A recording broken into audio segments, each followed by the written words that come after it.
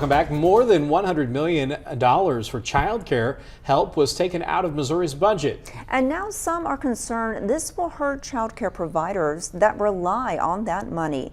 WGEM Missouri Capitol reporter Hannah Falcon breaks down who could be affected by these cuts. Hannah. Yeah, so this money, child care providers are bracing for tougher times ahead if this money is not included in the budget. The governor put it in the hopes of helping those child care providers and low-income families, but don't worry, nothing is final just yet.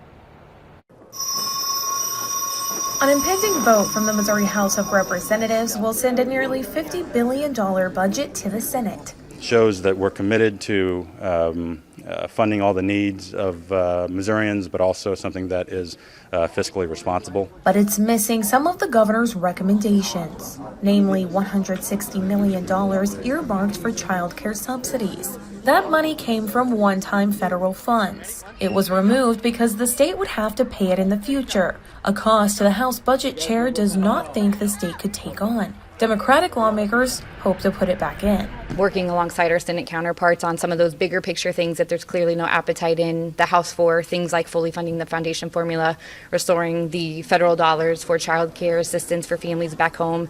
The money would support a program where the state pays part of a low-income family's tuition for child care. It is different from the current program in that it would pay the providers based on enrollment instead of attendance. The nonpartisan advocacy group Kids Win Missouri tells me the real losers in this situation are the child care providers that need state support to stay open. Child care providers are really that workforce behind the workforce. In order to have a thriving economy in Missouri, in order to have an environment where both parents have the option to go to work if they want to, we need to have a strong child care system. Who is at a loss when the state takes that money out of the budget for those subsidies? Yeah, so again, our child care subsidy system is kind of vulnerable as it is. Prospective payments is another way just to mirror the private market more, make it more fair, and also help stabilize our subsidy providers.